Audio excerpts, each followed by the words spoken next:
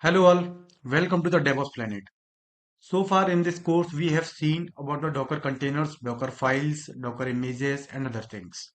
In today's video, we are going to learn about the volumes. So first of all, what is volume? So volume is a concept which is used to store the data outside the Docker container, or we can say it is used to persist the data that is used by the container or that is shared with the container. So if I explain you in the simple words, so let's suppose we have an external storage. It might be external hard disk or external pen drive or CD-ROM, anything. So I have one laptop. I'm attaching my pen drive in that laptop. I copy some file in that pen drive. Now I unmount that pen drive and attach it to the another laptop or PC. So what will happen? I will able to access all those files which are available in that pen drive. So the same concept work with the volumes.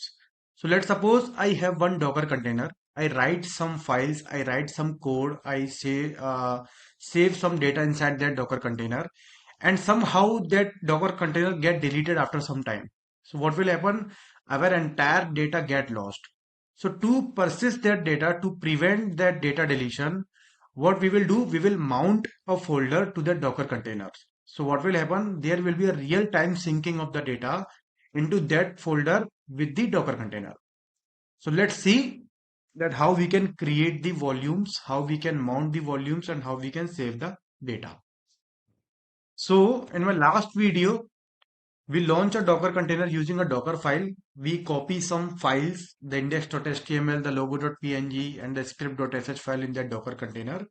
So in today's video, we will use volume for that. So I have this Docker file which we used last time in my previous video. So here I'm removing these copy command to copy the logo.png file and to copy the index.html file. So now this Docker file will download the Ubuntu image. It will update the repo. It will set this variable, install the Apache 2, and it will copy the script.sh. And it will change the permission, and then we are passing the entry point, that is again script.sh. So it will execute when the Docker container launch. So let me save this file. So as you can see in this Docker file, we are not copying anything inside the Docker file. So here we are only copying the script.sh. We are not copying any index.html file or logo.png file. So now what will I do? Let me create a folder here, and the folder name I'm giving data. Now I'm going inside this folder. So I will use this data folder to mount with the Docker container. So here I'm creating one file that is index.html, and I'm writing some data. Let's suppose this is Docker volume mount folder, and I save this file. So I have created one index.html file, and I have written this line inside that index.html file. Now I will create an image. So we have already seen in my previous video that how we can create an image. So first let's see that what images I have. Currently I have these three images, version 1, version 2, version 3. Today I am creating version 4. So the command is sudo docker build. This is the current directory where Docker file is available, where I don't want to use any cache during the image creation part. So I'm passing the no cache here. And here the next is I will pass the tag. For tag, the parameter which I need to pass is -t, and then the tag name, image name, and the tag. So that is demo version 4, because version 3 we have version 1, 2, and 3. So I'm creating a new image, and in this image, it will first download the Ubuntu image. If it is not available on my system, then it will update the repo. It will install the Apache 2. It will copy the script.sh. It will change the permission of that file, and that file is passed as the entry point. So it will execute when we launch our container. So you can see now it is installing the Apache 2, and we are installing it in non-interactive mode, so it will not ask for any user input. So the installation is done. It has executed the copy command and changed the permission. So if I list the images, I must have one new version, that is version 4, which is created just now. Now let me launch a container using this image. So the command is sudo docker run -dit -name. I am giving it a name as demo1, or I might have demo1 previously. Let me check. Yeah, demo 1, 2, and 3 we have already. So let me launch a new container sudo docker run -dit -name. Demo 4 I am giving it as a name, and also I need to pass the image version, that is demo version 4. Now when I execute this command, so in this command I will pass the mounting part. So here I will pass the -v parameter. V is for the volume. Now I need to pass the source. Source folder is the folder which I want to mount. So I'm passing the complete path, that is home, DevOps planet, and then data folder. And then you need to pass this colon here. And now I need to pass the destination folder. So whatever data is there inside this folder, I want to the same data into my where www HTML location, because that is the default location for our Apache 2. This is the default working root directory. So now if I execute this command, it will mount this folder to the HTML folder. So let me press enter. So it has launched one container. So we can see one container is running. Now inside this data folder, you can see I have written that index.html file. I have not write anything inside this folder. I have written this on my source folder. So now let's hit the Apache 2 URL. So first let me get the IP of the Docker container, and I'm passing the name. So this is the IP of the Docker container. Let me copy it and go to the browser. Let me. So you can see the data. This is Docker volume mount folder. So I have not created this file in my HTML location. I just created that file into the data folder. That is the current folder. So if I change something in this file, so let me update this file. Okay, I'm writing anything here.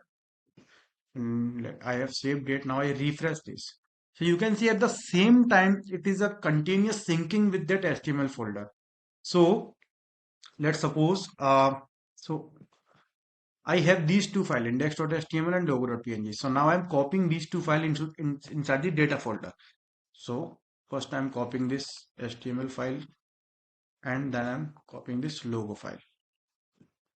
So I have just copies this file in the data folder. I'm not doing anything with the Docker container. I'm just changing the data in my local machine folder. So as I refresh this page, that you can see that the data is updated. Now let's log in inside the Docker container.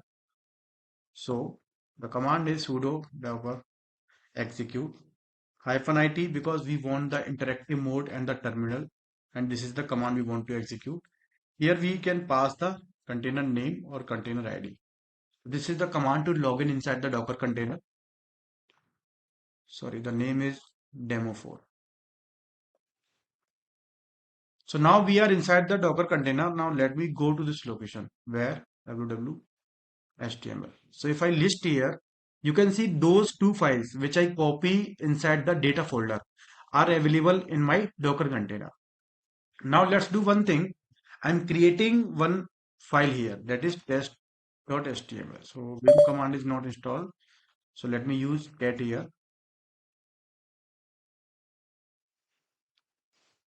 And I'm writing this is test file inside Docker container.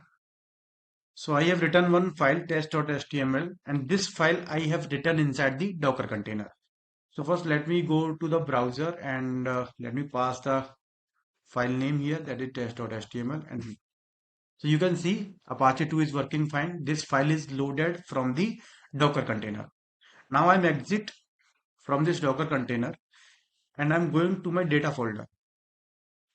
And when I list the file, so you can see the test.html file is here. So if I delete this container, the entire data will be prevented here. So now let me delete that container. So, so I'm deleting this containers and the command is sudo docker remove and I need to pass the container name, and because it is running, so I'm passing the force option here. So the Docker container has been deleted now. Now let me launch a new container. So sorry. So I'm using the same command which I used previously, and this time I'm passing the different name and the image I'm using the same. So as you can see, I have deleted the old container and I'm launching a new container. So let me press enter. So it will launch a new container.